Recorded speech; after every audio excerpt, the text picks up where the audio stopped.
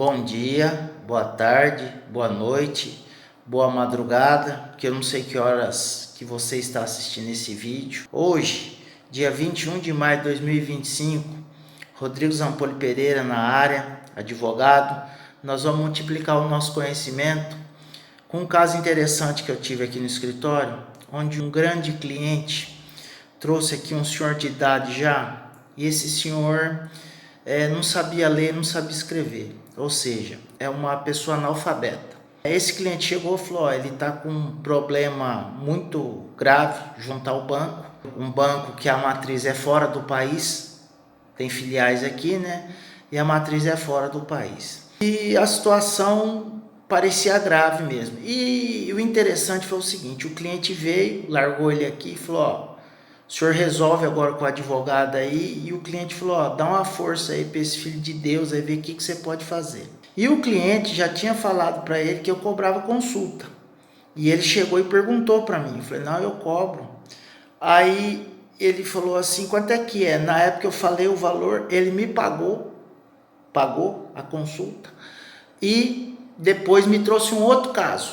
Esse outro caso dele está rodando na justiça, mas isso é para outro vídeo. E aí o que aconteceu? Eu falei para ele o que precisava ser feito, e um detalhe interessante é o seguinte, se por acaso você for advogar para uma pessoa que não sabe ler, não sabe escrever, tá? A procuração tem que ser pública, feita em cartório, porque senão pode dar nulidade. Está ali no artigo 215, parágrafo 2º, se eu não estou enganado, do Código Civil. Salvo engano, é do parágrafo 2º, porque senão pode dar nulidade. Aí ele me explicou o que estava acontecendo, e eu falei para ele o seguinte, eu falei, ó, eu preciso de extrato disso daí dos últimos 5 anos. Ele falou, mas como é que eu faço para requerer isso? Eu falei, não, o senhor vai lá na agência, quem que é a gerente do senhor? Ah, é fulano de tal.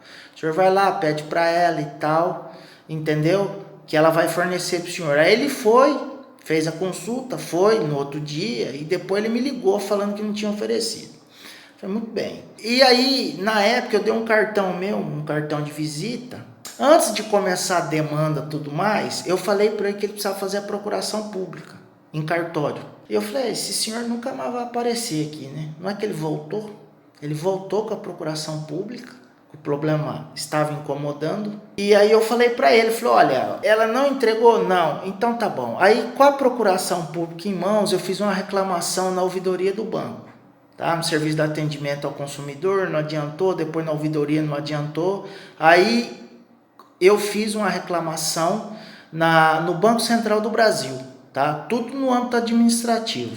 Aí forneceram os extratos dos últimos 5 anos. Com os extratos em mãos, aí eu fui vendo o que tinha acontecido e tudo mais.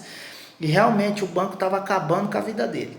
E aí, nesse inteirinho, vai para lá, vem para cá, nós entramos na justiça. Eu vou falar o nome da ação aqui, que nós entramos, tá?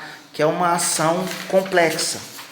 Foi uma ação, isso aqui eu estou tirando da petição inicial dele, uma ação declaratória de inexistência de dívidas combinado com nulidade e anulabilidade de negócio jurídico, com devolução de valores, obrigação de fazer, de dar e não fazer, com danos morais e materiais, com pedido de tutela antecipada requerido em caráter antecedente, combinado com a exibição de documentos inaudita alterar a parte, sem ouvir a parte contrária.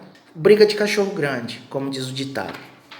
E aí o seguinte, nós entramos na justiça, a justiça negou a liminar a tutela antecipada que a gente estava requerendo para parar os descontos e tudo mais, agravei para o tribunal e foi indo, o tribunal negou a liminar. Eu sei que em fase de liminar nós chegamos até o Supremo Tribunal Federal. E nesse inteirinho, o que aconteceu? A gente judicializou, né, a situação, e aí o banco começou a ligar requerendo acordo, mas o acordo muito baixo. Aí eu falei para ele, falei, não, deixa rolar para ver o que vai dar lá na frente, porque o acordo era péssimo para ele. Não é que ninguém queria fazer o acordo, todo mundo queria fazer o acordo, mas o acordo tem que ser bom para os dois, tem que ser um jogo de ganha-ganha. Não é um jogo de perde-ganha, ou seja, meu cliente perdendo e o banco ganhando. Aí não dá, tem que ser um jogo de ganha-ganha, né? E infelizmente não foi possível. E esse processo continuou. E chegou num determinado ponto do processo, que foi, eu solicitei a perícia judicial para constatar o analfabetismo dele, ou seja, que ele não sabia ler.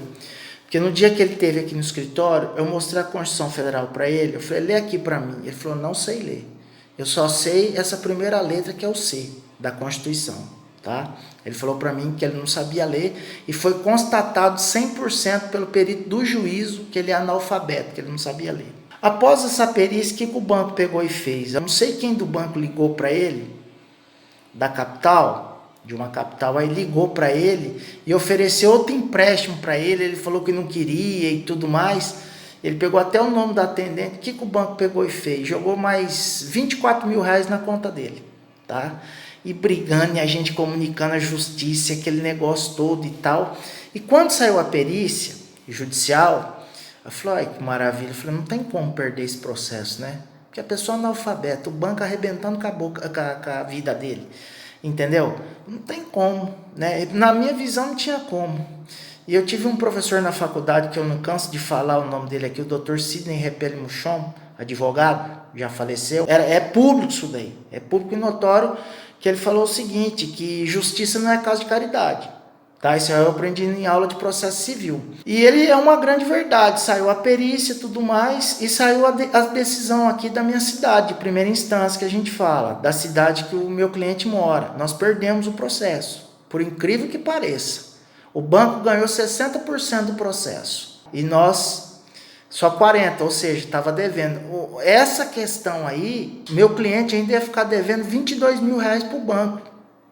Para quem não tem de onde tirar, porque o cliente falou assim, ó, o meu cliente falou assim, ó, dá uma força aí para esse cidadão aí, porque o banco tá estourando com a vida dele. Aí entrei com o embargo de declaração, falei pro magistrado aqui, pro juiz, falei, o cara é analfabeto 100%, como é que vai perder um processo desse? Não. E ele respondeu, se você quiser, você entra com recurso. E aí, pum, apelação pro tribunal, chegou lá no tribunal, o tribunal reformou, tá? O tribunal aqui reformou parcialmente.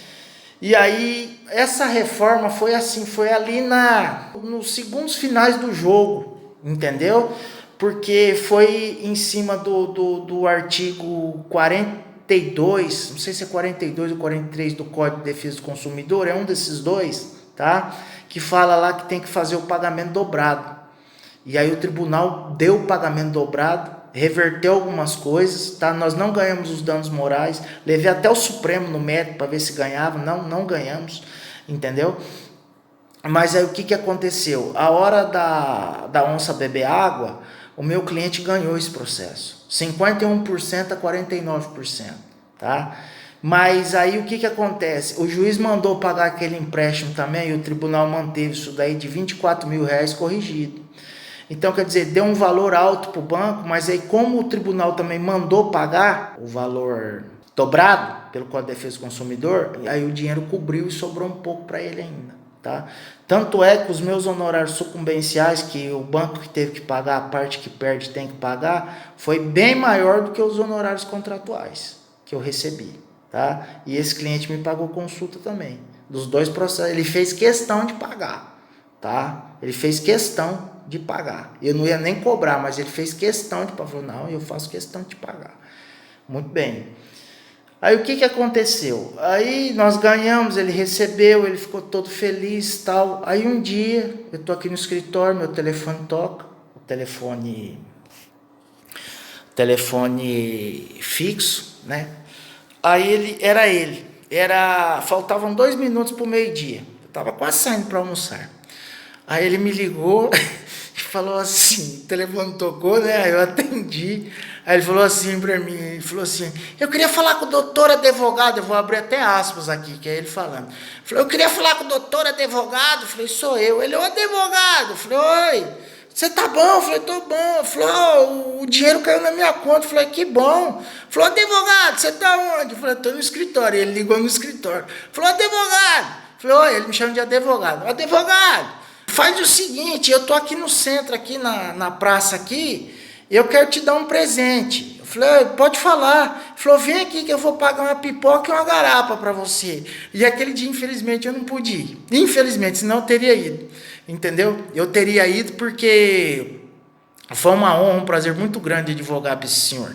Entendeu? Foi um grande aprendizado. Entendeu? Ele ficou todo feliz que ele ganhou do banco. Nós somos até o Supremo, mas nós somos. Eu falei, é briga de cachorro grande. E a petição inicial começou assim, ó. Pega essa visão aí, vamos ver aqui, peraí. Pega aí, eu coloquei lá na petição inicial, é isso mesmo, artigo 215, caput, parágrafo 2º do Código Civil, a respeito da procuração, tá? Súmula 121 do STF, Supremo Tribunal Federal, súmula 297 do STJ, Superior Tribunal de Justiça, e é sempre bom, não ali nesse acordo eu juntei só o aresto ali, o resumo, né? Eu juntei na petição inicial a ADI, Ação Direta de Inconstitucionalidade, né? ADI 2591/DF, tá? Que o Supremo Tribunal Federal já decidiu que o Código de Defesa do Consumidor se aplica contra banco, tá? Essa jurisprudência ela é vinculante. Artigo 102, parágrafo 2º da Constituição Federal, correto? Então, vai lá dar uma olhada lá. Se você tiver uma briga dessa aí, entendeu? Tem que tomar cuidado com esses detalhes, né? Dependendo aí se o cliente não sabe ler, não sabe escrever, tá? Por questão de procuração e tudo mais. E aí você faz o seu melhor. Eu aprendi isso com um advogado que eu não sei se ele autoriza eu falar o nome dele, por isso que eu não vou falar. Ele falou o seguinte, ele falou um dia para mim, falou, Rodrigo, todo cliente que vem para você, se você aceitou o caso, honra a procuração dele. Honra a procuração dele. Advogado com mais de 50 anos de advocacia falou isso aí para mim, tá?